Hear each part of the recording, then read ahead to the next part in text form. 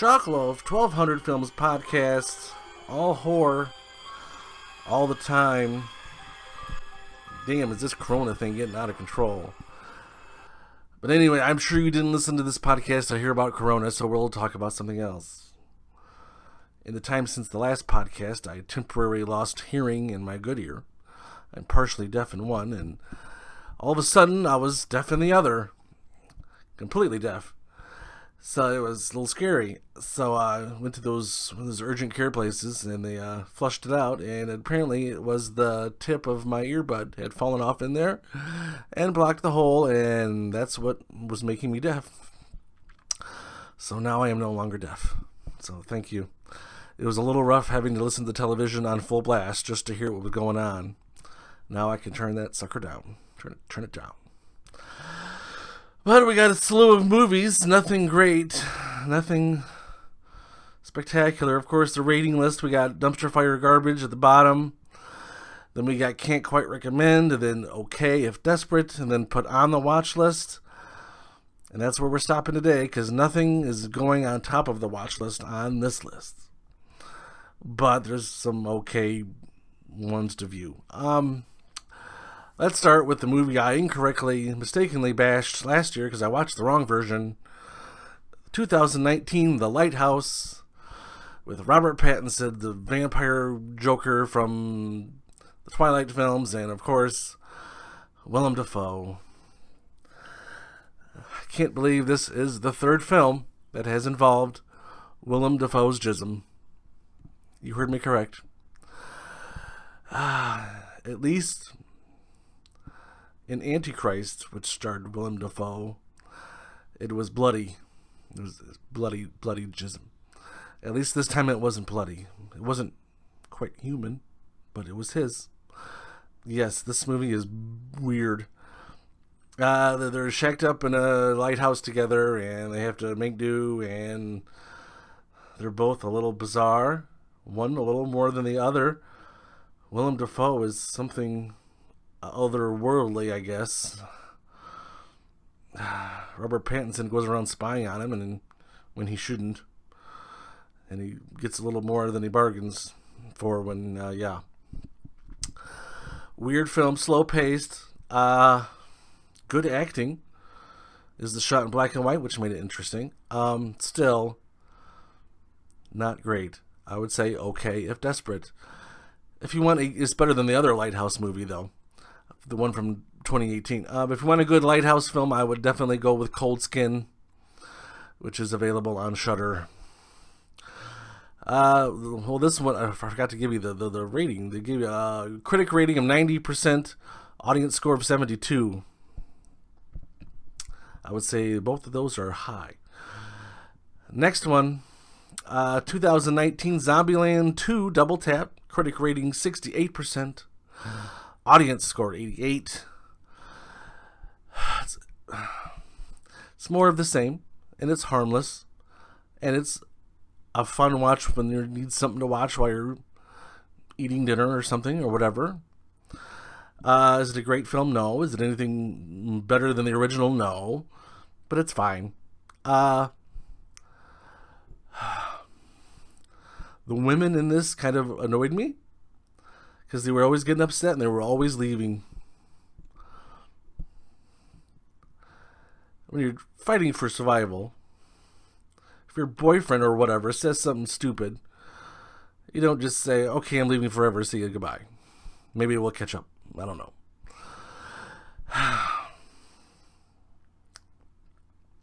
That part was a little silly. Other than that, shoot him up, bang him up, violence, it's okay. It's okay if desperate.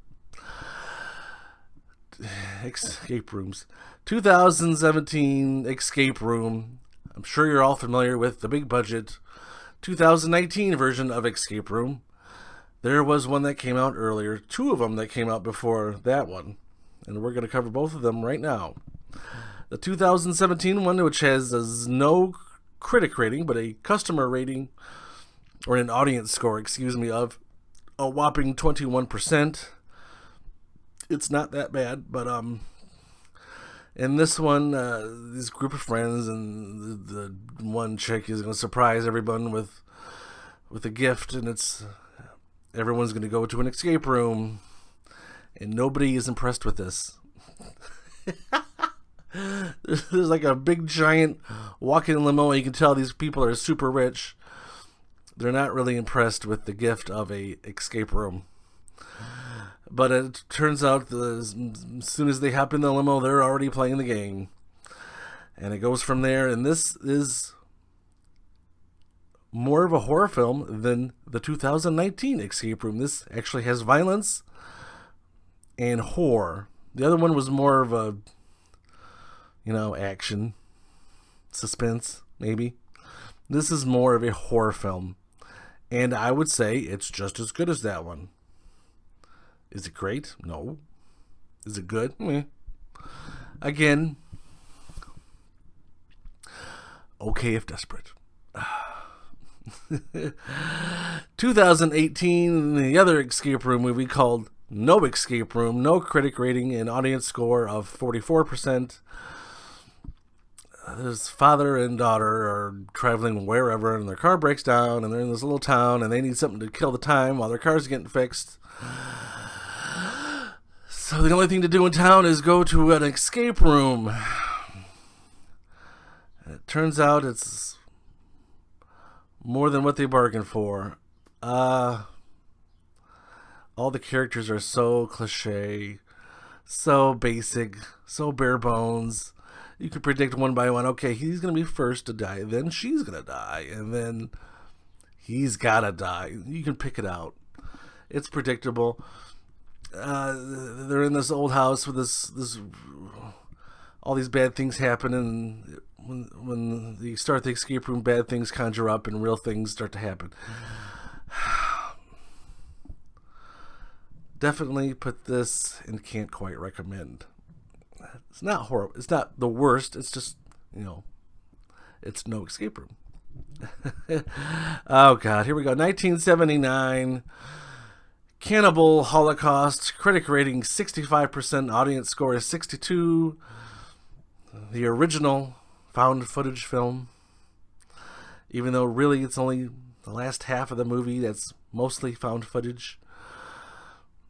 It starts with these reporters had gone to this lost section in Africa that no one knew about, where these cannibals were living, and they went to check them out, and apparently they didn't come back. But they had this film crew, so they want to see if they can find the film. So they find this guy to go get the film, and that's the first half of the film, is just getting the film. And then he gets the film, it's like, oh gosh, people need to see this. So then they start airing it on primetime television, even though it's completely gruesome and disturbing.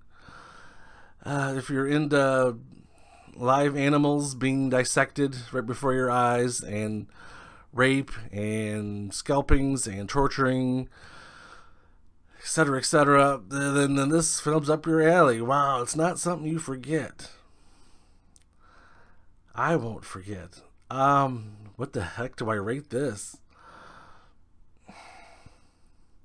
Okay if desperate?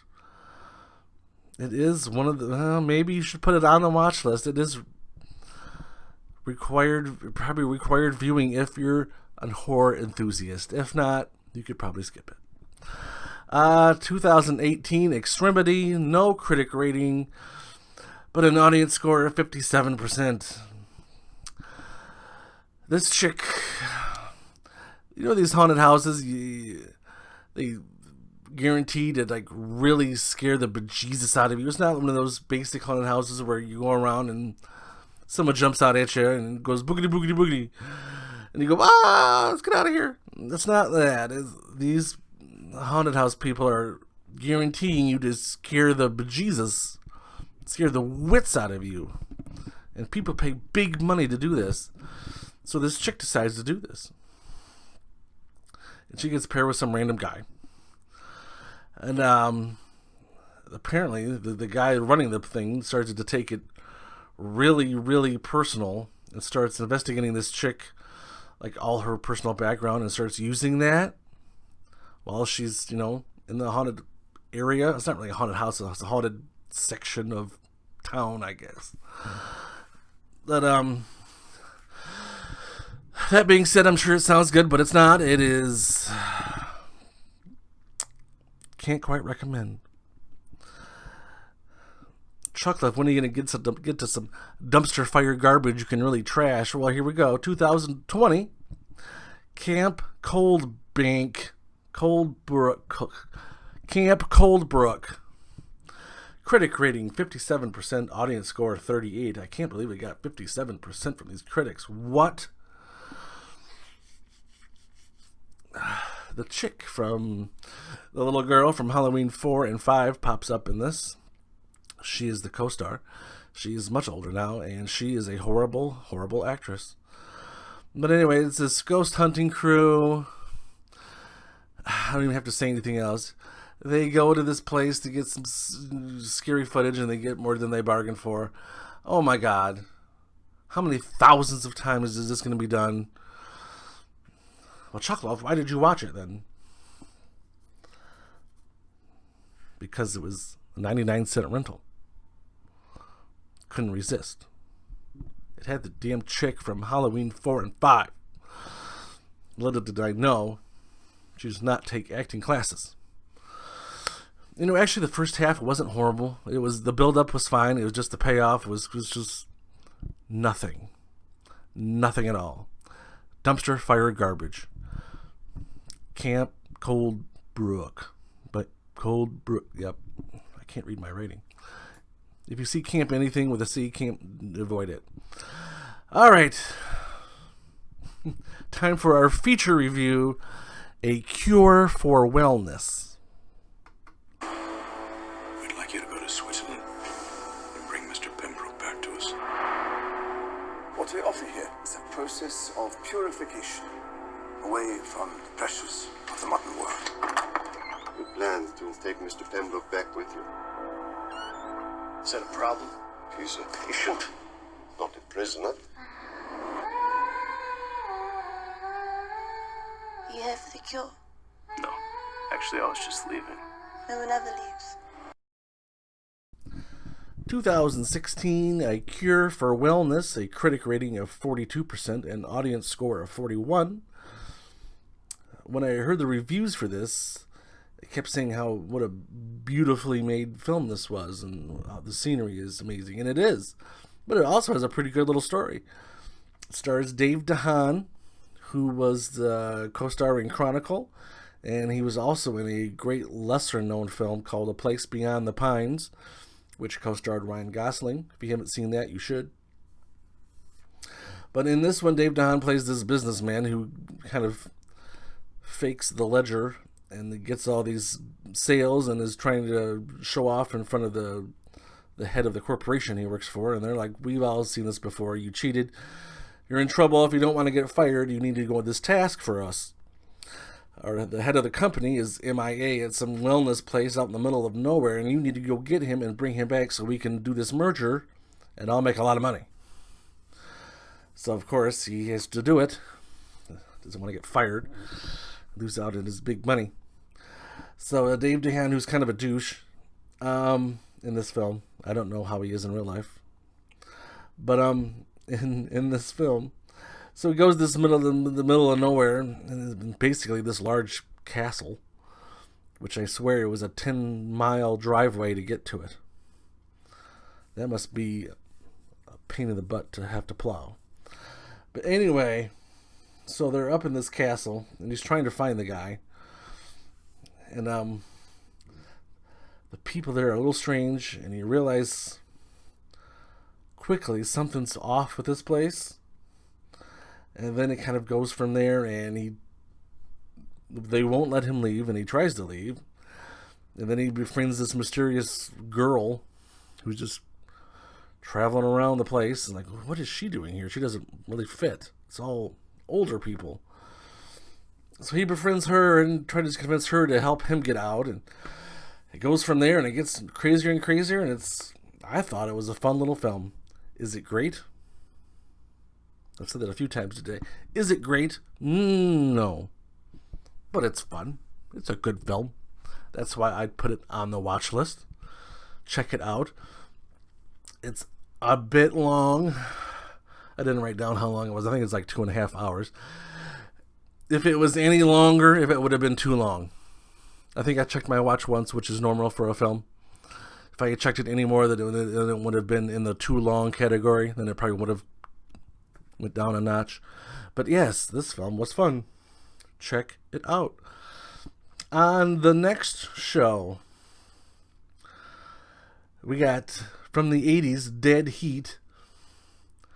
It's a Joe Piscopo, Treat Williams buddy cop zombie film. Can't wait for that. And then we got Rutger Hauer in Split Second, another one from way back when. I think this is the 90s, early 90s.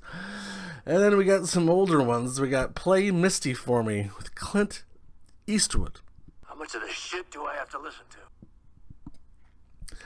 And then we got another Eastwood film, Tightrope. I'm calling you a liar and a cheat and a fat, porky son of a bitch. Then we got another one from the 90s, Creepshow 2, excuse me. I had always thought I had seen Creepshow 2 until I saw it playing, so I said, well, I'll play it in the background, and I realized I haven't seen this. So I sat and watched it. Then one I recently discovered called Jerusalem, found footage film, and then one called Scare Package, and then a 2020 film called The Hunt, which is getting a lot of critical praise. We'll see about that. And that's all for this time. Thanks for listening. Stay safe, stay out of trouble, and try not to lose your hearing.